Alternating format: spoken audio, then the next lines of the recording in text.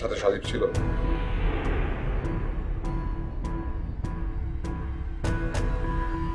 তো ওখানে বসতে কিছুক্ষণ, ওকে কফি খাওয়াতি।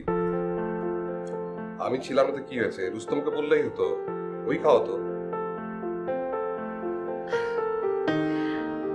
আরে রুস্তম ভাই, সে তো পারলে আমাদের জোর করে ধরে কফি খাইয়ে দিত।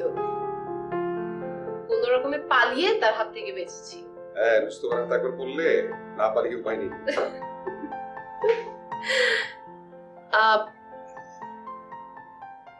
ভাইয়া, আই এম সরি। আচ্ছা, তোর ইচ্ছে হয়নি তাই কফি খাস তুই, এটা সরি বলার কি আছে? না, সেই জন্য সরি না। তাহলে ওই যে সকালবেলা তোমার গেস্ট এসেছিল, বসে নাস্তা করতে বলেছিল একসাথে, কিন্তু আমি নাস্তা করিনি, তাই। সেটার জন্য তুই সরি বললি?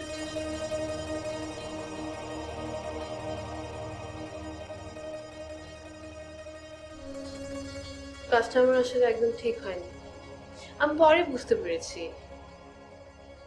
আব্বু বলেছিল 10টা মিনিট দেরি করলে কি হবে, আসলেই তো তাই। কিন্তু সত্যি কথা কি জানো, কি? আব্বু সবসময় নতুন কোনো গেস্টের সামনে আমাকে নিয়ে কমপ্লেন করা শুরু করে।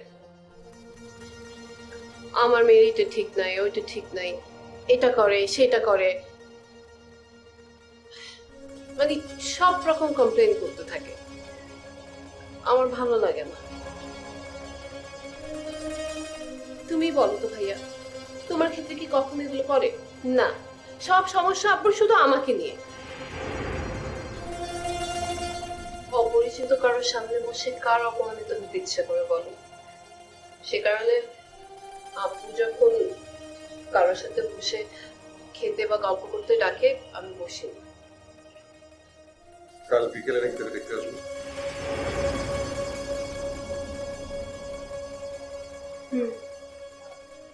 তুই কি বিয়েটা করতে চাস? আমার চাওয়া না চাওয়া দিয়ে কি আসে যায় বলো? আমি তো ছোট, আমি তো কিছু বুঝি না। বড়রাই নাকি সব বুঝে। ওরা যা করে আমার তো ভালোর জন্য করে। তারা তো আমার ভালো চাই বলে নাকি সবকিছু করছে। আমি কিন্তু চাই না তুই একদিনে বিয়ে কর। দেখ, তোর সামনে পুরো জীবনটা পড়ে আছে। তুই লেখাপড়া শেষ কর, নিজের পায়ে দ্বারা জীবনটাকে গুছিয়ে নে, তারপর বিয়ে যা করার সেটা করবি। এই কথাগুলি তুমি একবার আব্বুকে বুঝিয়ে বলো না ভাইয়া। আমি শিওর তুমি একবার বুঝিয়ে বললেই আব্বু বুঝবে না, কারো কথাই সে এখন বুঝবে না।